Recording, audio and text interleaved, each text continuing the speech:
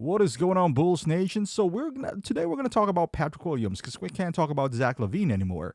But with Patrrick Williams, he has an impending restricted free agency. So are we willing to pay this guy next season? We're gonna talk about that. This is your home for all things Chicago Bulls. Join the conversation. You're listening to Chicago Bulls Nation. All right, Bulls Nation. So we just got off the LaVine situation, and by that I mean we handed LaVine a max contract that we all know back then it was undeserved. But then I could defend it. Barring the new CBA, that's what kind of killed Zach LaVine's value, because the CBA prohibit teams for adding a third max player, because that's what the entire league viewed, how they view LaVine is going to be your third best player. He's not even the second best player, he's a third best player. But in Chicago, we gave him a max because we didn't anticipate the CBA. That's, it is what it is. But now we have another, we're not to that extent, but we have another situation at hand where Patrrick Williams is coming up.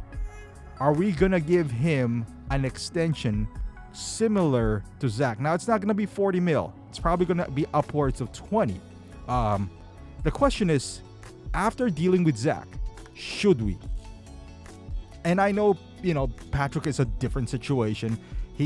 And I'm not even talking about Zach's injury, because the label of injury prone is unfair to Zach. It's mostly the size of his contract.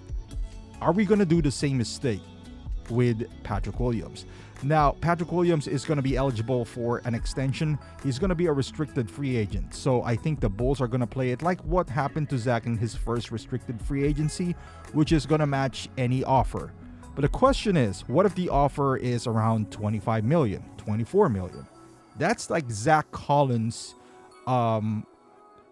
category right there. Or Jason Collins, I'm sorry, from Utah Jazz, where we all know what happened to him. He signed a big contract. Atlanta just regretted it the moment they did that. So they did a pure salary dump to give away. They got Rudy Gay in return. Rudy Gay, just to give you an example there. So are we about to make that mistake, or could we use Patrrick Williams now as an asset to attach Zach to Zach, so we can actually trade Zach and get some value out of him because of Patrrick Williams? Because I honestly, there are days where I feel like, hey man, he's emerged. He is the star that we're looking for. He's the 4th overall pick that we envisioned him to be, and then he's gonna go 3 straight games of. There's 2 things that he's gonna go off 3 straight games of scoring 6 points and no rebounds. And there's 2 things in life: death, taxes, and then you can add Patrrick Williams dribbling off his foot and Patrrick Williams getting blocked at the rim. Those are the things that is, just and making dumb mistakes. What is he, in his 4th year now, or 3rd year? And you still see the same mistakes over and over with Patrrick Williams. So I don't know. Like, I just don't want to be in a situation where he's going to be untradeable. That's the only thing that I'm afraid of Patrrick Williams. He has shown flashes. I don't think it's going to come down to that, because again, look at Collins. He's not making 40 mil, but he's basically, you can't trade a guy, because of how much he impacts your salary cap. I'm afraid that Patrrick Williams is going to do the same thing with our books. So right now, I feel like if the front office is not convinced that because let's face it, Kobe is a 14 million guy. Is Patrrick Williams really about to make more than Kobe White? And this is before we didn't know what Kobe White was going to sign, right? Like, we judge him for what he was and maybe his draft position.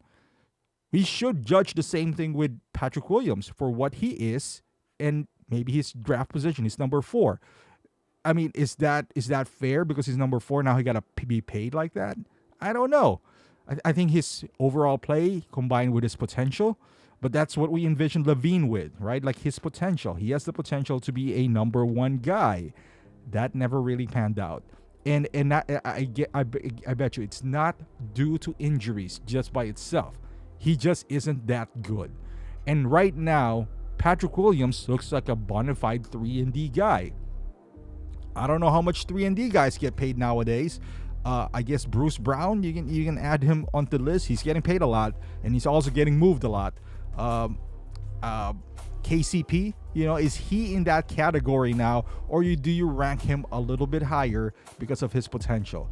KCP and Bruce Brown also does not make the dumb mistakes that Patrrick Williams does on a nightly basis.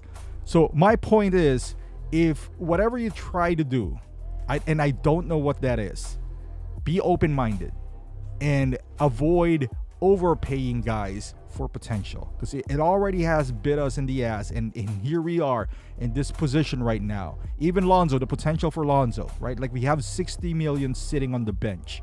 So another proposition is perhaps, so you don't have to go through this on summer, and you don't have to be forced to pay or let Patrrick Williams walk away. Let's say if somebody offers him 25, are you going to match that? Or are you just going to let him walk away?